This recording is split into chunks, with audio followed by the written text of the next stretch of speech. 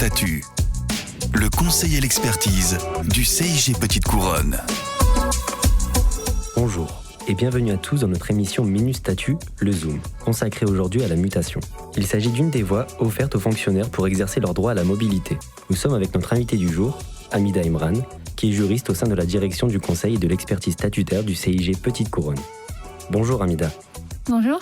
Hamida, comment pourrait-on définir la mutation ? La mutation est une forme de mobilité qui permet à un fonctionnaire de changer d'emploi. À la différence de la procédure de détachement, l'agent ne change pas de cadre d'emploi. Il existe deux formes de mutation dans la fonction publique territoriale, la mutation interne et la mutation externe. La mutation externe se matérialise par le changement d'employeur, alors que la mutation interne se traduit par le changement d'affectation au sein de la même collectivité territoriale ou établissement public. Dans ces deux cas de mutation, le fonctionnaire va occuper un nouvel emploi correspondant à son grade. Dans le cas d'une mutation externe, un agent muté n'est pas démissionnaire. Il ne peut pas être radié des cadres puisqu'il continue à poursuivre sa carrière au sein d'une autre collectivité. Il est simplement radié des effectifs auprès de son employeur d'origine après son départ. Vous avez distingué la mutation interne de la mutation externe. Si l'on s'intéresse de plus près à la mutation externe, qui entraîne un changement d'employeur, comment déterminer la date de prise d'effet de cette mutation ? La mutation externe est prononcée par l'autorité territoriale d'accueil, mais sa date de prise d'effet varie selon la présence ou non d'un accord entre les deux administrations. Lorsqu'un accord a été trouvé entre la collectivité d'accueil et la collectivité d'origine, la mutation prend effet selon les modalités définies dans l'acte. Cependant, à défaut d'accord, la collectivité d'origine est en droit d'exiger le respect d'un délai de préavis de 3 mois. Ce préavis court à compter de la réception par l'autorité territoriale d'origine de la demande de mutation déposée par l'agent. Enfin, il faut noter un élément important en matière de gestion. Le silence gardé par l'administration pendant 2 mois à une demande de mutation vaut acceptation de cette demande. Le départ d'un fonctionnaire en poste n'est pas toujours sans incidence sur l'organisation d'un service.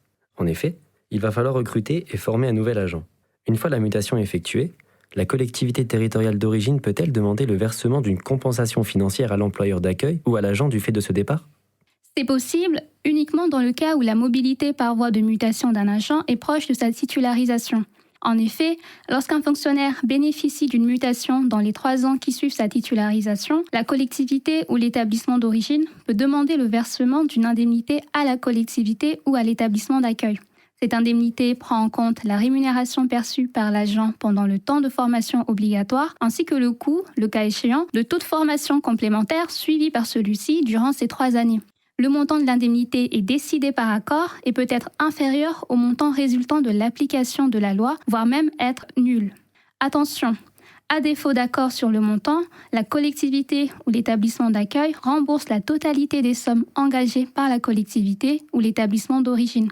Précisant qu'il existe un autre dispositif propre à la filière police municipale, il est possible de conclure avec le fonctionnaire stagiaire un engagement de servir d'une durée maximale de 3 ans.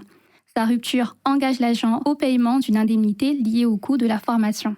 Attention, la collectivité d'origine ne peut pas se faire indemniser à la fois par l'agent au titre de la rupture de l'engagement de servir et par la collectivité d'accueil. J'ai une dernière question pour vous, Hamida.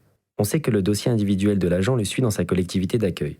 Le fonctionnaire concerné doit-il alors informer son futur employeur qu'il fait l'objet d'une procédure disciplinaire ou encore qu'une sanction est inscrite à son dossier ?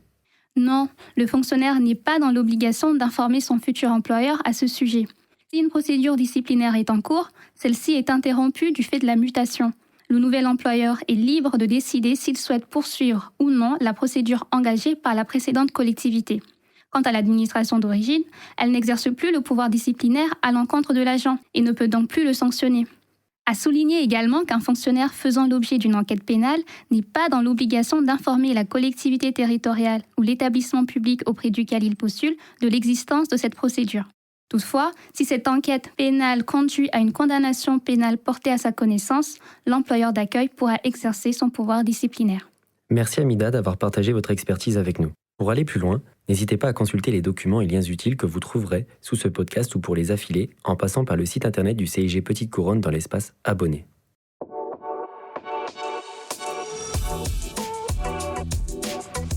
Minute Statut, le conseil et l'expertise du CIG Petite Couronne.